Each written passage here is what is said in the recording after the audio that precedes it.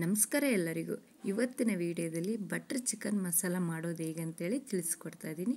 ತುಂಬ ಈಸಿಯಾಗಿ 10 ನಿಮಿಷದಲ್ಲಿ ಮಾಡ್ಕೊಂಡು ತಿನ್ಬೋದು. ಹೋಟೆಲ್ ಮತ್ತು ರೆಸ್ಟೋರೆಂಟ್ ಸ್ಟೈಲಲ್ಲೇ ಈ ಥರ ಒಂದು ರೆಸಿಪಿನ ನಾನು ಮಾಡಿ ತೋರಿಸಿರೋದು. ಈ ರೆಸಿಪಿ ಮಾಡೋದು ಹೇಗೆ ಅಂತೇಳಿ ನೋಡೋಣ. ಮೊದಲನೇದಾಗಿ ನಾನು ಗ್ಯಾಸ್ ಸ್ಟವ್ ಆನ್ ಮಾಡ್ಕೊಂಡು ಒಂದು ಕಬ್ಬಿಣದ ಕಡಾಯಿ ಇಟ್ಕೊಂಡಿದ್ವಿ. ಅದಕ್ಕೆ ನಾನು ಸ್ವಲ್ಪ 1 ಟೇಬಲ್ ಸ್ಪೂನಷ್ಟು ಅಡುಗೆ ಎಣ್ಣೆ ಹಾಕಿಬಿಟ್ಟು ಒಂದು ಕಪ್ನಷ್ಟು ಈರುಳ್ಳಿನ ಹಸಿ ವಾಸನೆ ಹೋಗೋ ಹಾಗೆ ಫ್ರೈ ಮಾಡ್ಕೊಂಡಿದ್ವಿ. ಅದಕ್ಕೆ ನಾವು 1 ಕಪ್ನಷ್ಟು ಹಸಿ ಕೊಬ್ಬರಿ ತೊಗೊಂಡಿದ್ವಿ. ನೀವು ಒಣ ಕೊಬ್ಬರಿ ಬೇಕಾದರೆ ಹಾಕ್ಬೋದು. ಈಗ ನೋಡಿ ಒಂದೆರಡು ಟೊಮೊಟೊ ಮೀಡಿಯಮ್ ಸೈಜ್ದಲ್ಲಿತ್ತು, ಅದನ್ನು ಹಾಕಿಬಿಟ್ಟು ಈಗ ಹಸಿ ವಾಸನೆ ಹೋಗೋ ಹಾಗೆ ಫ್ರೈ ಮಾಡ್ಕೊತಿದ್ದೀವಿ. ನೀವು ಒಂದೆರಡು ದಿನ ಎಕ್ಸ್ಟ್ರಾ ಇಟ್ಕೋಬೇಕು ಈ ಚಿಕನ್ ಗ್ರೇವಿನ ಅಂತಂದರೆ ನೀವು ಹಸಿ ಕೊಬ್ಬರಿ ಬದಲು ಒಣ ಕೊಬ್ಬರಿನೂ ಬಳಸ್ಬೋದು. ಇನ್ನೊಂದೇನಪ್ಪ ಅಂತಂದರೆ ಈ ಥರ ನಾವು ಎಣ್ಣೆಲಿ ಫ್ರೈ ಮಾಡಿಬಿಟ್ಟು ನಾವು ನೆಕ್ಸ್ಟ್ ಗ್ರೇವಿ ರೆಡಿ ಮಾಡ್ಕೊಂಡ್ರೆ ಒಳ್ಳೆ ಟೇಸ್ಟಿಯಾಗಿ ಇರುತ್ತೆ. ನೀವು ನೋಡೇಬೇಕಾದ್ರೆ ಒಳ್ಳೆ ಫ್ಲೇವರು ಬರುತ್ತೆ. ಇನ್ನೊಂದೇನಪ್ಪ ಅಂತಂದರೆ ನೀವು ಒಂದೆರಡು ದಿನ ಎಕ್ಸ್ಟ್ರಾನೂ ಇಟ್ಕೋಬೋದು. ಈ ಥರ ಗ್ರೇವಿನ ಒಂದೇ ದಿನದಲ್ಲಿ ಬೇಡಪ್ಪ, ನಾವು ಒಂದೆರಡು ದಿನ ಎಕ್ಸ್ಟ್ರಾ ಬೇಕು ಅಂದರೆ ಈ ಥರ ಒಂದು ಮೆಥಡಲ್ಲಿ ಮಾಡಿ ಸೂಪರಾಗಿರುತ್ತೆ. ಈಗ ನೋಡಿ ಚೆನ್ನಾಗಿ ಹಸಿ ವಾಸನೆ ಹೋಗೋ ಹಾಗೆ ನಾವು ಫ್ರೈ ಮಾಡ್ಕೊಂಡ್ವಿ. ಈಗ ತಣ್ಣಗಾಗಿ ಬಿಡಬೇಕು. ತಣ್ಣಗಾದಮೇಲೆ ಒಂದು ಮಿಕ್ಸಿ ಜಾರಿ ತೊಗೊಂಡು ಅದಕ್ಕೆ ಹಾಕಿಬಿಟ್ಟು ನುಣ್ಣಗೆ ರುಬ್ಕೊಂಡು ಒಂದು ಫೈನ್ ಪೇಸ್ಟ್ ರೆಡಿ ಮಾಡ್ಕೋಬೇಕು. ನೀವು ಒಳ್ಕಲ್ಲು ಆ ಥರ ಇದ್ದರೆ ಯೂಸ್ ಮಾಡ್ಕೊಳ್ಳಿ. ನಾನು ಒಂದು ಕಡಾಯಿ ಇಟ್ಕೊಂಡು ಅದಕ್ಕೆ ಸ್ವಲ್ಪ ಬೆಣ್ಣೆ ಹಾಕ್ತಾಯಿದ್ದೀನಿ. ಬೆಣ್ಣೆ ಜೊತೆಗೆ ತುಪ್ಪನೂ ಹಾಕ್ತಾಯಿದ್ದೀನಿ, 1-2 ಟೇಬಲ್ ಸ್ಪೂನಷ್ಟು. ಈಗ ನಾನು ಚಿಕನ್ ತೊಗೊಂಡಿದ್ದೆ, 1.5 kg ಅಷ್ಟು ಇತ್ತು ಚಿಕನ್ನು. ಅದನ್ನೇ ನಾನು ಸ್ವಲ್ಪ ನೀರಲ್ಲಿ ವಾಶ್ ಮಾಡಿಬಿಟ್ಟು ಹಾಕ್ತಾಯಿದ್ದೀನಿ. ಯಾಕಂದರೆ ನೊಣ ಆ ಥರ ಎಲ್ಲ ಕೂತಿರುತ್ತೆ, ಸ್ವಲ್ಪ ಎಕ್ಸ್ಟ್ರಾ ಬ್ಲಡ್ ಆ ಥರ ಎಲ್ಲ ಇದ್ರೂ ಕ್ಲೀನ್ ಆಗುತ್ತೆ. ಹಾಗಾಗಿ ತೊಳೆದ್ಬಿಟ್ಟೇ ಬಳಸ್ಬೇಕು. ನೀವು ಚಿಕನ್ ತೊಗೊಳ್ಬೇಕು ಅಂದರೆ ಅಲ್ಲಿ ಕ್ಲೀನಾಗಿ ಕಟ್ ಮಾಡಿ ಕೊಟ್ಟರು ನೀವು ಮನೇಲಿ ಒಂದು ಟೈಮ್ ವಾಶ್ ಮಾಡಲೇಬೇಕು. ಈಗ ನೋಡಿ ವಾಶ್ ಮಾಡಿ ಹಾಕಿದ್ದೀವಿ. ಇದಕ್ಕೆ ನಾನು 1 ಟೇಬಲ್ ಸ್ಪೂನಷ್ಟು ಅರಿಶಿನ ಪುಡಿ ಹಾಕಿಬಿಟ್ಟು ಚೆನ್ನಾಗಿ ಮಿಕ್ಸ್ ಮಾಡ್ತಾಯಿದ್ದೀನಿ.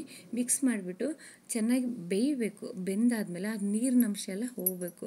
ಆ ಥರ ಬೆಂದ್ರೇ ನಿಮಗೆ ಚೆನ್ನಾಗಿ, ಯಾಕಂದರೆ ಅದರಲ್ಲಿ ಬ್ಯಾಕ್ಟೀರಿಯಾಗಳೆಲ್ಲ ಇರುತ್ತೆ. ಅದಾಗಿಬಿಟ್ಟು ಎಲ್ಲ ಕಿಲ್ ಆಗಬೇಕು ಅಂತಂದರೆ ಈ ಥರ ಬೇಯಿಸಿದ ಮೇಲೆ ನೀವು ಎಕ್ಸ್ಟ್ರಾ ಏನೇ ಆ್ಯಡ್ ಮಾಡೋದಿದ್ರು ಮಾಡ್ಕೋಬೇಕು.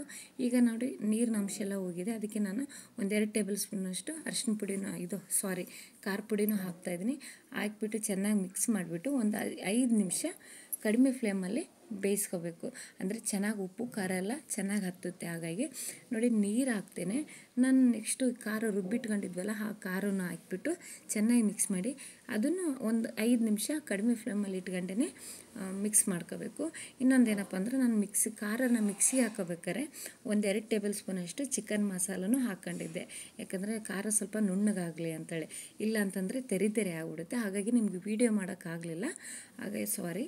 ಈಗ 1-2 ಟೇಬಲ್ ಸ್ಪೂನಷ್ಟು ನೀವು ಚಿಕನ್ ಮಸಾಲನೂ ಆ್ಯಡ್ ಮಾಡ್ಕೋಬೋದು. ನಾನು ನೋಡಿ ಫ್ರೈ ಆದಮೇಲೆ ನಾವು ಒಂದು 3-4 ಜನ ಇದ್ದೀವಿ. ಅವ್ರಿಗೆ ಆಗೋಷ್ಟು ಅಂದರೆ 1-2 ಟೈಮ್ ಅಷ್ಟೇ ತಿನ್ನಬೇಕು. ಆ ಥರ ನಮಗೆ ಗ್ರೇವಿ ಬೇಕು. ಹಾಗಾಗಿ ಒಂದೆರಡು ಜ್ಯೂಸ್ ಲೋಟದಲ್ಲಿ 1-2 ಲೋಟದಷ್ಟು ನೀರು ಹಾಕಿದ್ದೀನಿ. ನೀರು ಹಾಕಿಬಿಟ್ಟು ಚೆನ್ನಾಗಿ ಮಿಕ್ಸ್ ಮಾಡಿಬಿಟ್ಟು ಬೇಯಕ್ಕೆ ಬಿಟ್ಟಿದ್ದೀವಿ. ಈಗ ಸ್ವಲ್ಪ ಕಸ್ತೂರಿ ಮೆಂತ್ಯ ಹಾಕಿದ್ದೀನಿ, ಇದ್ದರೆ ಹಾಕ್ಬೋದು, ಇಲ್ಲ ಅಂತಂದರೆ ಸ್ಕಿಪ್ ಮಾಡಿರಿ. ಅದ್ರ ಬದಲು ನೀವು ಕೊತ್ತಂಬರಿ ಬೇಕಾದರೆ ಹಾಕ್ಕೋಬೋದು. ಈಗ ನೋಡಿ ಚೆನ್ನಾಗಿ ಕಡಿಮೆ ಫ್ಲೇಮಲ್ಲೇ ಇಟ್ಬಿಟ್ಟು ಮೇಲೆ ಒಂದು ಲಿಡ್ ಏನಾದರೂ ಇದ್ದರೆ ಕ್ಲೋಸ್ ಮಾಡಿ ಒಂದು 5-10 ನಿಮಿಷ ಬೇಯಿಸೋಕ್ಕೆ ಬಿಡಬೇಕು. ಈಗ ನೋಡಿ ಬೆಂದಾಗಿದೆ. ಚೆನ್ನಾಗಿ ಕುದ್ದಾದ್ಮೇಲೆ ಸುತ್ತಲೂ ಸ್ವಲ್ಪ ಎಣ್ಣೆ ಬಿಟ್ಕೊಳುತ್ತೆ. ಆ ಥರ ಎಣ್ಣೆ ಬಿಟ್ಕೊಂಡ್ರೆ ಸಾಂಬಾರು ಕುದ್ದಿದೆ ಅಂತ ಅರ್ಥ. ನಾವು ಏನು ಟೇಸ್ಟ್ ಏನೂ ನೋಡೋಲ್ಲ, ಜಸ್ಟ್ ಅದು ಕಣ್ಣಲ್ಲಿ ನೋಡಿದ್ರೇ ಗೊತ್ತಾಗುತ್ತೆ ಈ ಸಾಂಬಾರು ಕುದ್ದಿದೆ ಅಂತೇಳಿ. ಮತ್ತು ಸ್ಮೆಲ್ಲಲ್ಲೇ ಕಂಡುಹಿಡಿತೀವಿ ನಾವು. ನೋಡಿ ಎಷ್ಟು ಟೇಸ್ಟಿಯಾಗಿರುತ್ತೆ ಗೊತ್ತಾ. ನಿಮ್ಗೆ ಒಂದ್ಸರಿ ನನ್ನ ಮಗಳು ಕೇಳ್ತಿದ್ದಾಳೆ, ದೊಡ್ಡ ಮಗಳು, ಸ್ಕೂಲ್ ಬೇರೆ ಇಲ್ಲ ಅವಳಿಗೆ, ಹಾಗಾಗಿ ಸ್ವಲ್ಪ ಅಬ್ಸರ್ವ್ ಮಾಡ್ತಿರ್ತಾಳೆ ಅಡುಗೆ ಮಾಡೋದೆಲ್ಲ. ಅವಳಿಗೆ ಟೇಸ್ಟ್ ನೋಡಿ ಅಂತೇಳಿ ಕೊಟ್ಟಿದ್ದೆ. ಈಗ ನಾನು ಗಾರ್ನಿಷ್ಗೋಸ್ಕರ ಕ್ರೀಮ್ ಯೂಸ್ ಮಾಡ್ತಾಯಿದ್ದೀನಿ. ನಿಮ್ಮ ಕಡೆ ಇದ್ದರೆ ಬಳಸ್ರಿ, ಇಲ್ಲ ಅಂದರೆ ಏನು ಬೇಡ.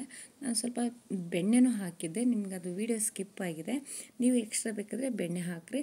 ಈ ಬೆಣ್ಣೆ ತಿಂದೇ ಇರೋರು ತುಪ್ಪನೂ ಆ್ಯಡ್ ಮಾಡಿ. ತುಪ್ಪನೂ ಇಲ್ಲ ಬೆಣ್ಣೆನೂ ಇಲ್ಲ ಅಂತಂದರೆ ಎಣ್ಣೆ ಬೇಕಾದರೆ ಬಳಸ್ರಿ, ಬಟ್ ಸಖತ್ತಾಗಿರುತ್ತೆ. ನಾವು ಇದು ಹೋಮ್ ಮೇಡ್ ಮನೆಯಲ್ಲೇ ಮಾಡ್ಕೊಂಡು ತಿನ್ಬೋದು. ಹೋಟೆಲ್ ಮತ್ತು ರೆಸ್ಟೋರೆಂಟ್ಗಳಲ್ಲಿ ಹೋಗೋದೇ ಬೇಡ, ಅಷ್ಟು ಟೇಸ್ಟಿಯಾಗಿರುತ್ತೆ. ಮನೆಗೆ ಬೀಗರು ಯಾರಾದರೂ ಬಂದ್ರೂ ಈ ಥರ ರೆಸಿಪಿಗಳನ್ನ ನೀವು ಮಾಡಿ ಮನೇಲಿ ಕೊಡ್ಬೋದು.